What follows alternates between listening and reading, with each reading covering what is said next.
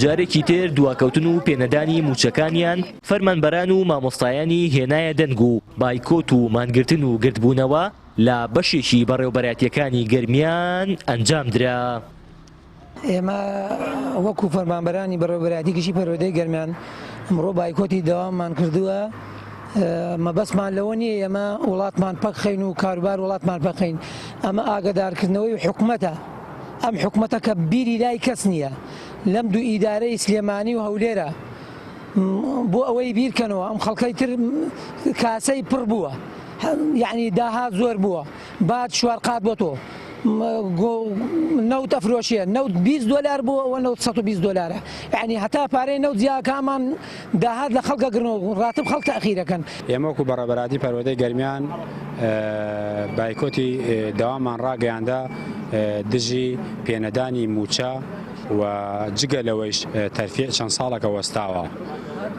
ئیتر ئێمە بایکۆت هەموو ڕۆژێ ئەیکەین دژی پێنەدانی موچاتە موچەکانمان نەدەن، ئێمە هەموو ڕۆژێ بایکۆتەکەین. وەکو مامۆسایانی گەرمیان لە ڕاستی ئەمە وان ناکرێت. ئێمە 8 ساڵە ئەمە حاڵمانە، ئێمە زیاتر لە 25 معاشمان لای حکوومەتە بێجگەل لە بڕین.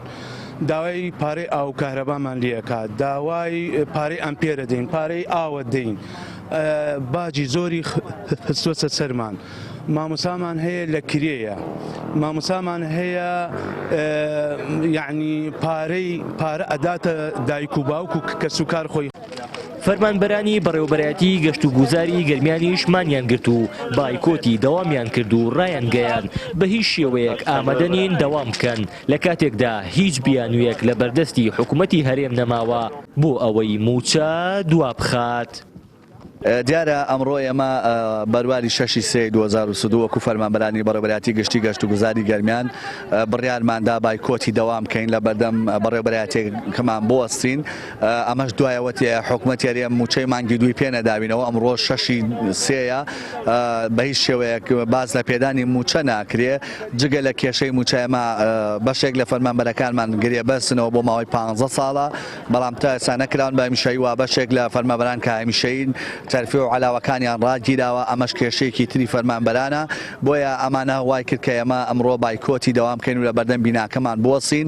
ئەمەش وەکو مۆڵەتێک چەند ڕۆژێک بایکۆتی دەوام مەکەین. ئەگەر بێت و حکوومەتی هەرێم وەڵاممان نەداتەوە دوجار ئێمە دەوام ناکەین و تا ڕۆینەوە ماڵەوە. ئێمە وەکو فەرمانبەرانی بەڕێوەبەرایەتی گشتی گەشت و گوزاری گەرمیان هاتووینە بەردەمی فەرمانگەکە بە مەبەستی خۆپیشاندان داوای ئێمە ڕوونە هەمووی لەوە چێ توێژ و چین و توێژەکان بزانن کە ئێمە چیمان ئەوێ.